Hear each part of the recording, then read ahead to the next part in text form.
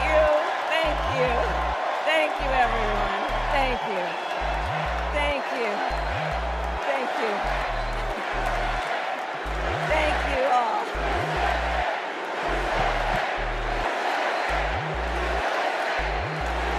Thank you all. Okay, we gotta get to some business. We gotta get to some business. Okay, thank you all.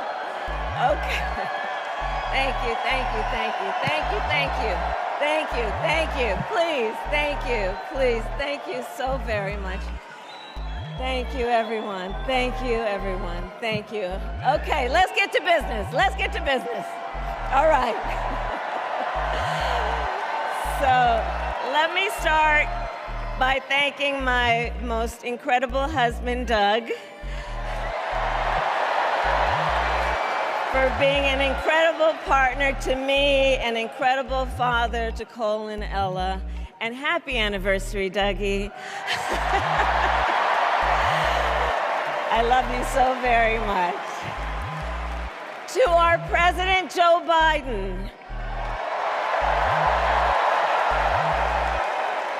When I think about the path that we have traveled together, Joe, I am filled with gratitude.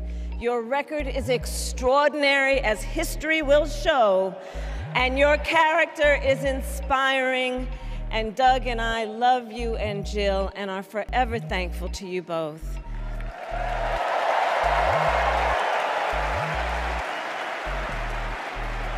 And to Coach Tim Walz,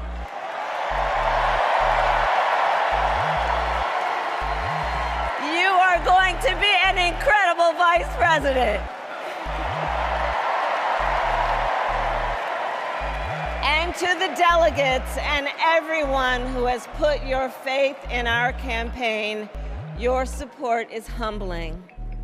So, America, the path that led me here in recent weeks was no doubt unexpected. But I'm no stranger to unlikely journeys. So, my mother, our mother, Kamala Harris, had one of her own. And I miss her every day, and especially right now. And I know she's looking down smiling. I know that. So my mother was 19 when she crossed the world alone, traveling from India to California with an unshakable dream to be the scientist who would cure breast cancer. When she finished school, she was supposed to return home to a traditional arranged marriage.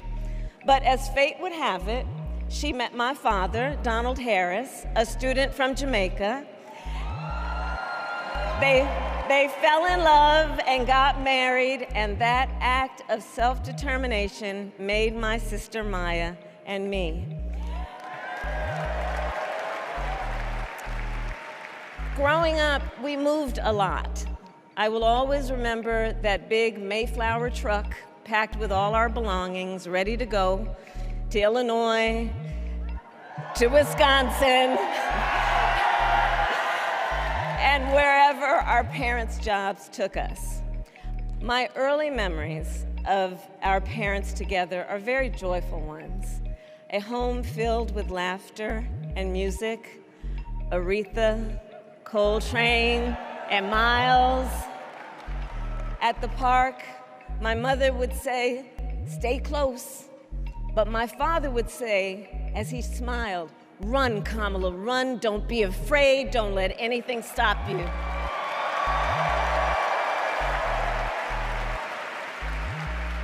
From my earliest years, he taught me to be fearless. But the harmony between my parents did not last. When I was in elementary school, they split up. And it was mostly my mother who raised us.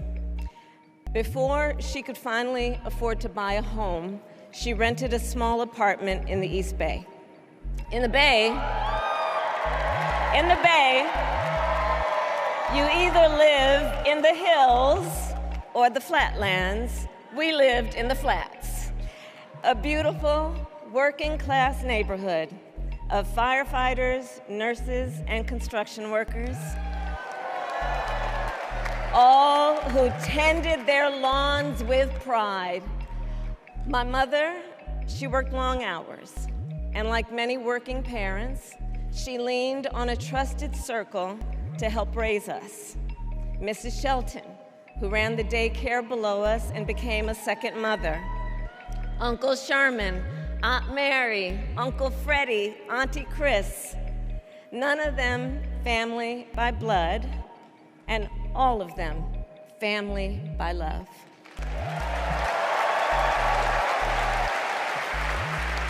Family who taught us how to make gumbo, how to play chess, and sometimes even let us win. Family who loved us, believed in us, and told us we could be anything and do anything. They instilled in us the values they personified: community, faith, and the importance of treating others as you would want to be treated, with kindness, respect, and compassion.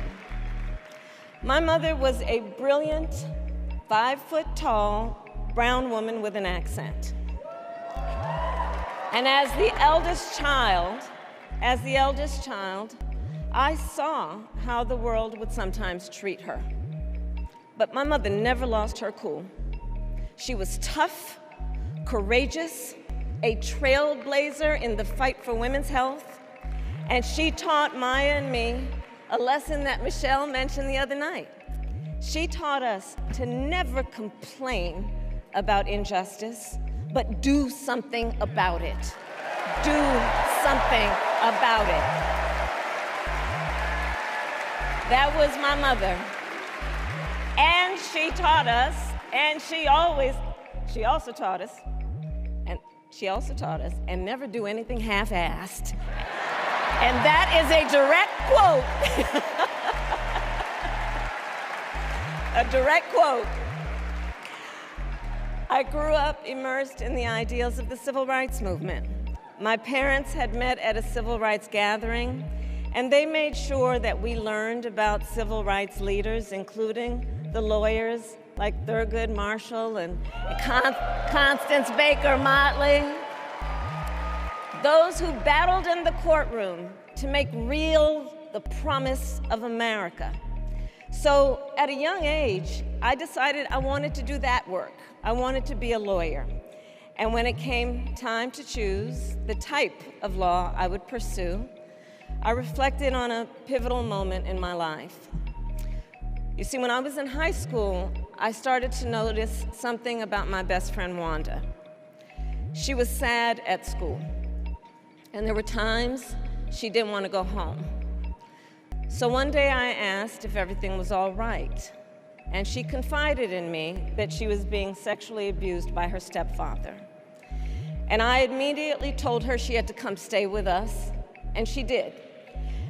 This is one of the reasons I became a prosecutor, to protect people like Wanda, because I believe everyone has a right to safety, to dignity, and to justice.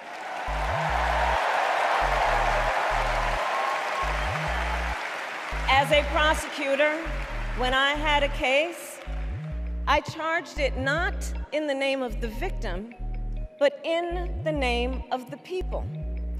For a simple reason. In our system of justice, a harm against any one of us is a harm against all of us.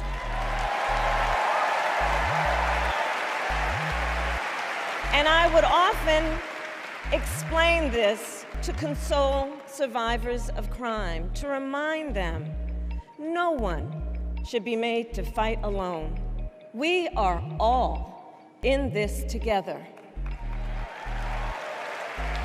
And every day in the courtroom, I stood proudly before a judge and I said 5 words: Kamala Harris for the people.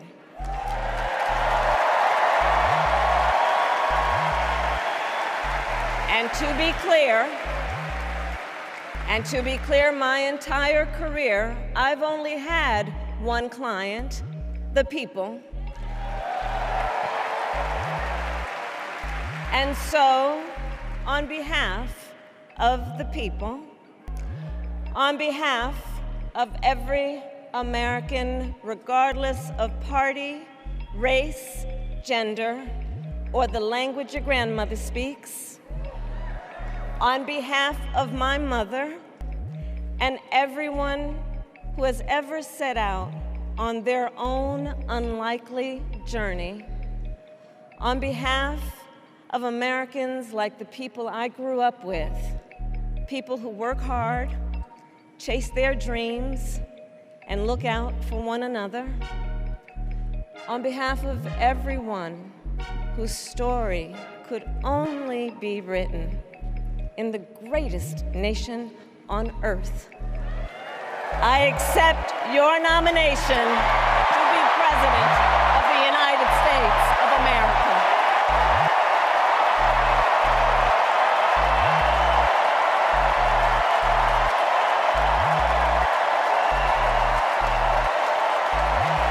And with this election,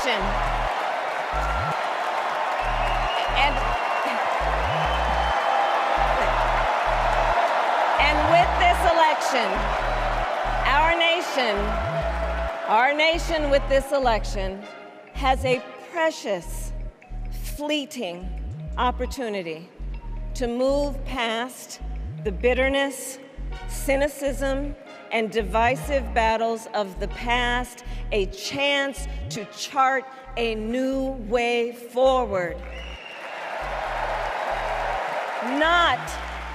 Not as members of any one party or faction, but as Americans. And let me say, I know there are people of various political views watching tonight, and I want you to know, I promise to be a president for all Americans.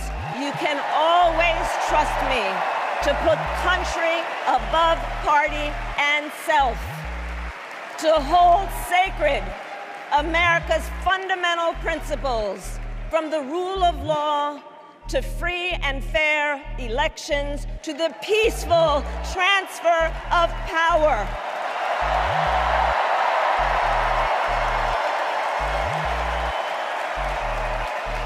I will be a president who unites us around our highest aspirations, a president who leads and listens, who is realistic, practical, and has common sense, and always fights for the American people. From the courthouse to the White House, that has been my life's work. As a young courtroom prosecutor in Oakland, California, I stood up for women and children against predators who abuse them. As Attorney General of California, I took on the big banks, delivered $20 billion for middle-class families who faced foreclosure, and helped pass a homeowner Bill of Rights, one of the first of its kind in the nation. I stood up for veterans and students being scammed by big for-profit colleges, for workers who are being cheated out of their wages, the wages they were due, for seniors facing elder abuse. I fought against the cartels who traffic in guns and drugs and human beings, who threaten the security of our border and the safety of our communities. And I will tell you, these fights were not easy, and neither were the elections that put me in those offices. We were underestimated at practically every turn, but we never gave up, because the future is always worth fighting for. And that's the fight we are in right now, a fight for America's future.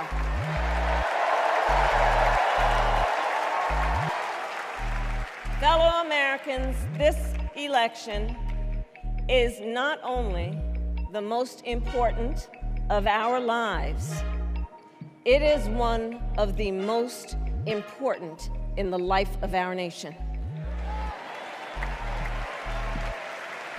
In many ways, Donald Trump is an unserious man.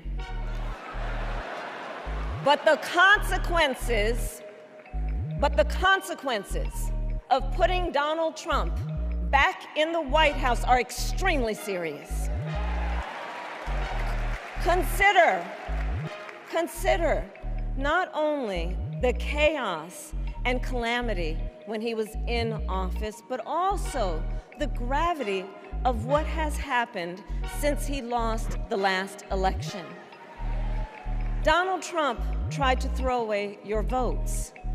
When he failed, he sent an armed mob to the United States Capitol, where they assaulted law enforcement officers. When politicians in his own party begged him to call off the mob and send help, he did the opposite. He fanned the flames.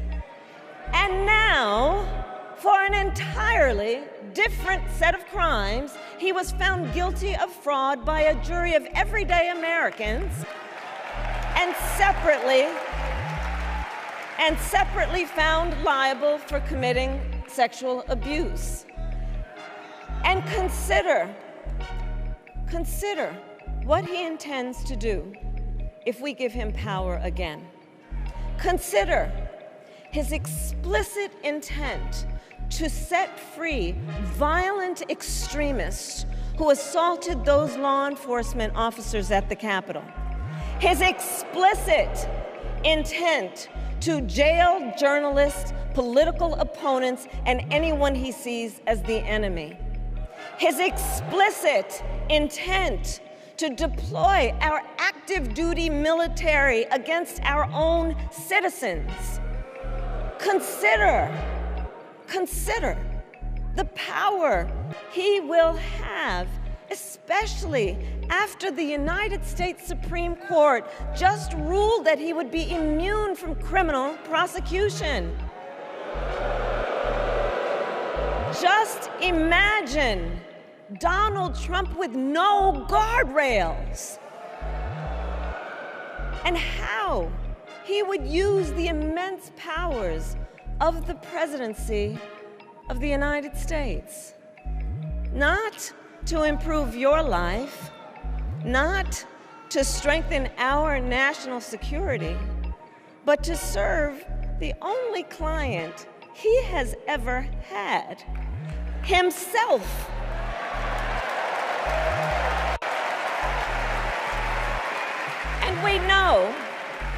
And we know what a second Trump term would look like. It's all laid out in Project 2025, written by his closest advisors, and its sum total is to pull our country back to the past.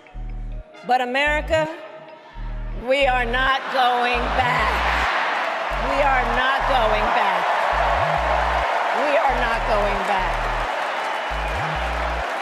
We are not going back to when Donald Trump tried to cut Social Security and Medicare. We are not going back to when he tried to get rid of the Affordable Care Act, when insurance companies could deny people with pre-existing conditions. We are not going to let him eliminate the Department of Education that funds our public schools. We are not going to let him end programs like Head Start that provide preschool and childcare for our children. America, we are not going back.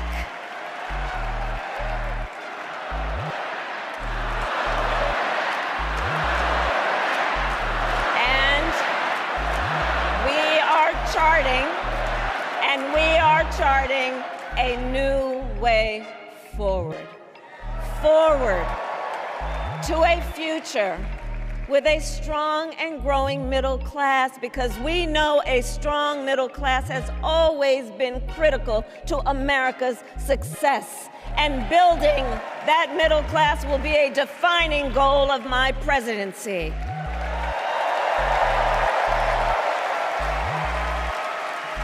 And I'll tell you, this is personal for me.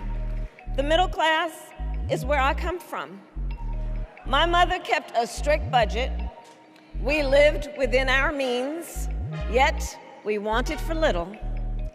And she expected us to make the most of the opportunities that were available to us and to be grateful for them. Because, as she taught us, opportunity is not available to everyone. That's why we will create what I call an opportunity economy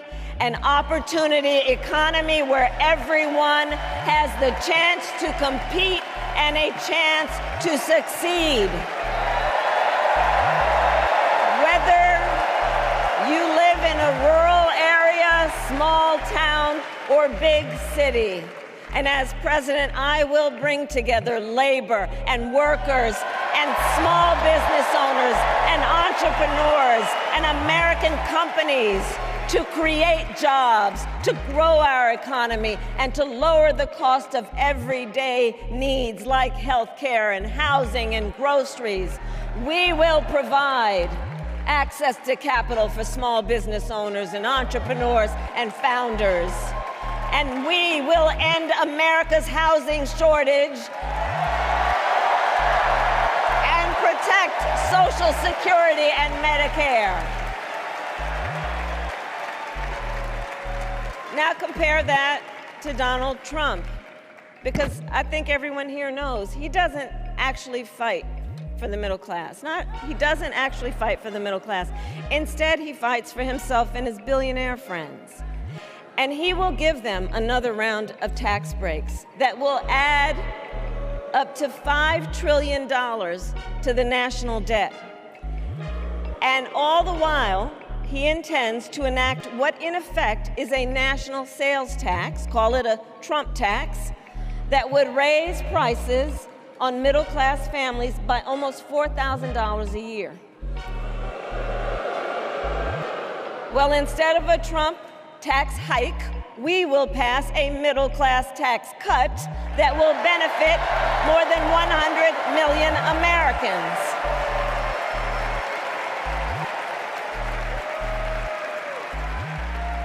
Friends, I believe America cannot truly be prosperous unless Americans are fully able to make their own decisions about their own lives, especially on matters of heart and home.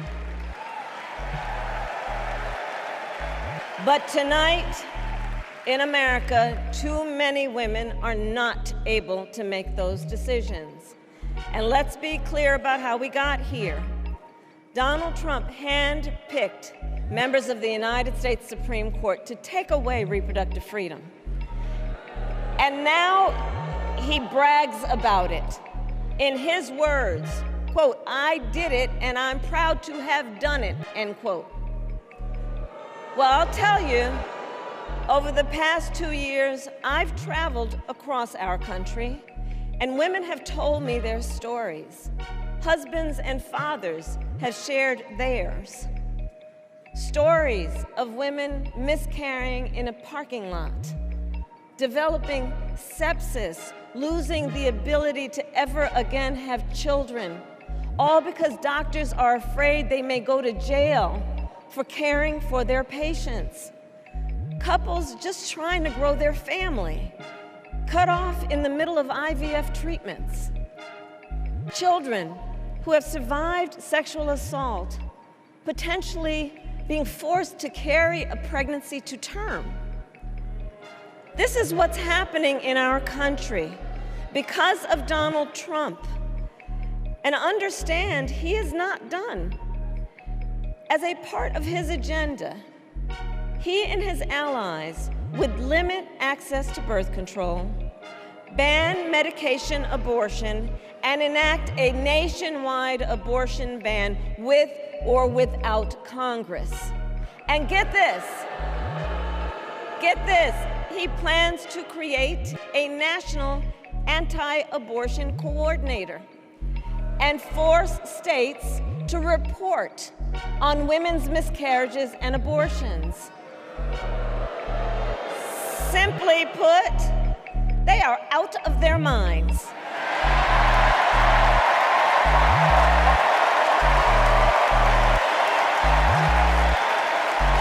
And one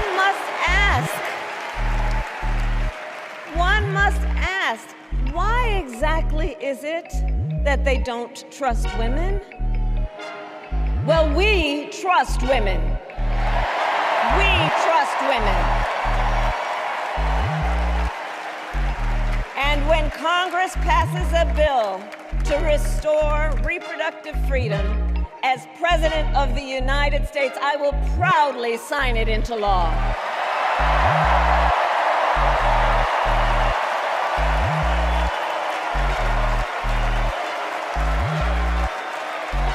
In this election, many other fundamental freedoms are at stake. The freedom to live safe from gun violence in our schools, communities, and places of worship. The freedom to love who you love openly and with pride. The freedom to breathe clean air and drink clean water and live free from the pollution that fuels the climate crisis. And the freedom that unlocks all the others, the freedom to vote. With this election, we finally have the opportunity to pass the John Lewis Voting Rights Act and the Freedom to Vote Act.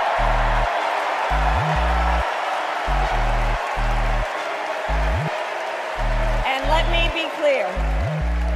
me be clear.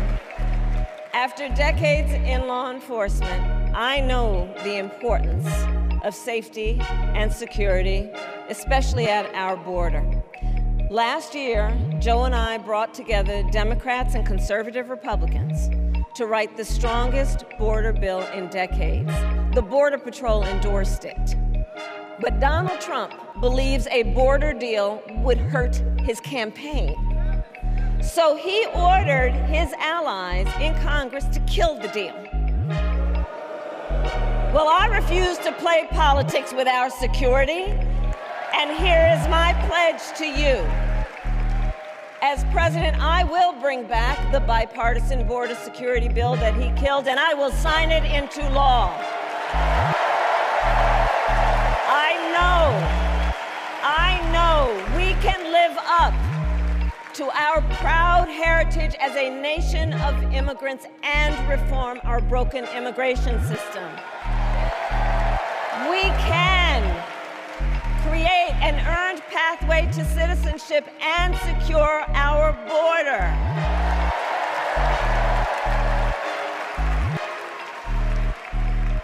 And America, we must also be steadfast in advancing our security and values abroad. As Vice President, I have confronted threats to our security, negotiated with foreign leaders, strengthened our alliances, and engaged with our brave troops overseas. As Commander-in-Chief, I will ensure America always has the strongest, most lethal fighting force in the world. And I will fulfill our sacred obligation to care for our troops and their families, and I will always honor and never disparage their service and their sacrifice.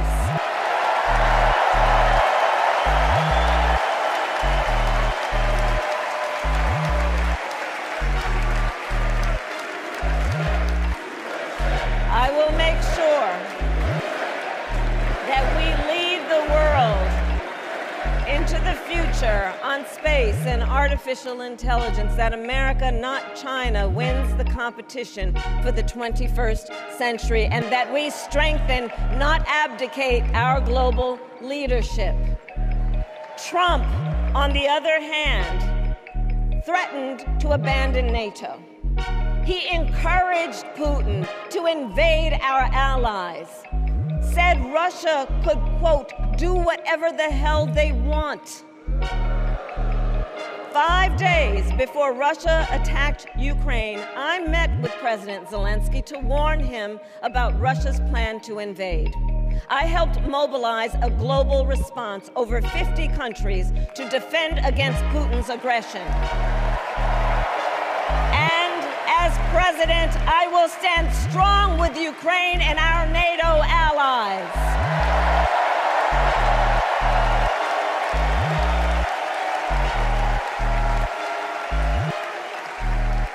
With respect to the war in Gaza, President Biden and I are working around the clock, because now is the time to get a hostage deal and a ceasefire deal done.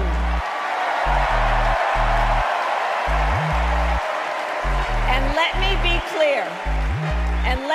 clear, I will always stand up for Israel's right to defend itself, and I will always ensure Israel has the ability to defend itself, because the people of Israel must never again face the horror that a terrorist organization called Hamas caused on October 7th, including unspeakable sexual violence and the massacre of young people at a music festival. At the same time, what has happened in Gaza over the past 10 months is devastating.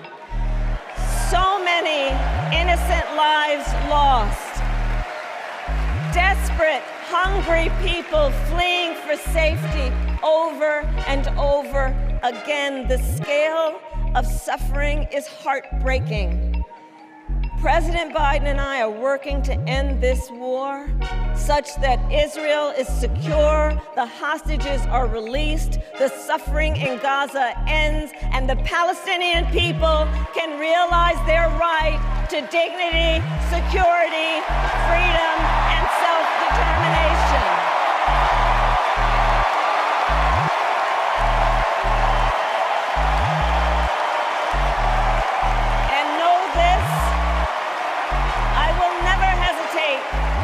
Whatever action is necessary to defend our forces and our interests against Iran and Iran-backed terrorists. I will not cozy up to tyrants and dictators like Kim Jong-un, who are rooting for Trump,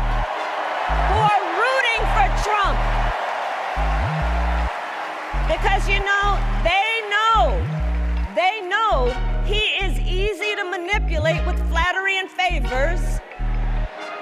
They know Trump won't hold autocrats accountable because he wants to be an autocrat himself. And as president, I will never waver in defense of America's security and ideals, because in the enduring struggle between democracy and tyranny, I know where I stand and I know where the United States belongs.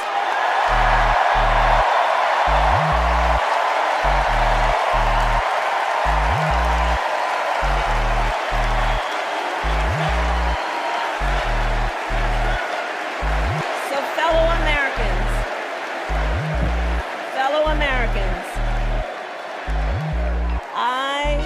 I love our country with all my heart. Everywhere I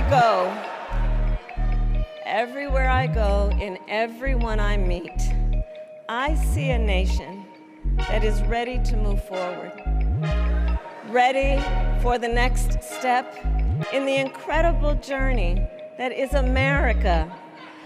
I see an America where we hold fast to the fearless belief that built our nation and inspired the world. That here, in this country anything is possible, that nothing is out of reach. An America where we care for one another, look out for one another, and recognize that we have so much more in common than what separates us. That none of us has to fail for all of us to succeed. And that in unity there is strength. You know, our opponents in this race are out there every day denigrating America, talking about how terrible everything is. Well, my mother had another lesson she used to teach. Never let anyone tell you who you are. You show them who you are. America, let us show each other and the world who we are and what we stand for. Freedom, opportunity, compassion, dignity, fairness, and endless possibilities.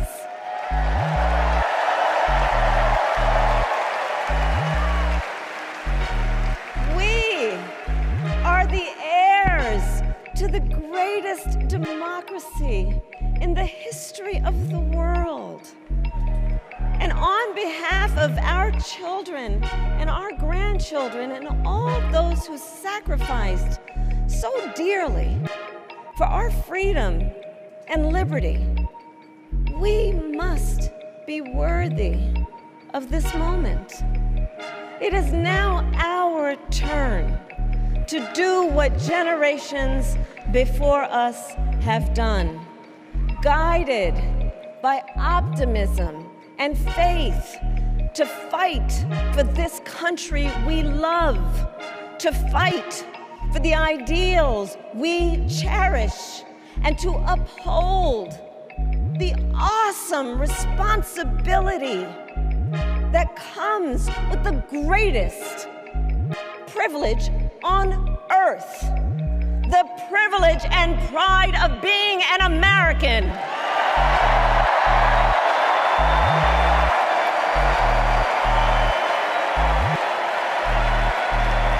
So let's get out there, let's fight for it, let's get out there, let's vote for it, and together, let us write the next great chapter in the most extraordinary story ever told.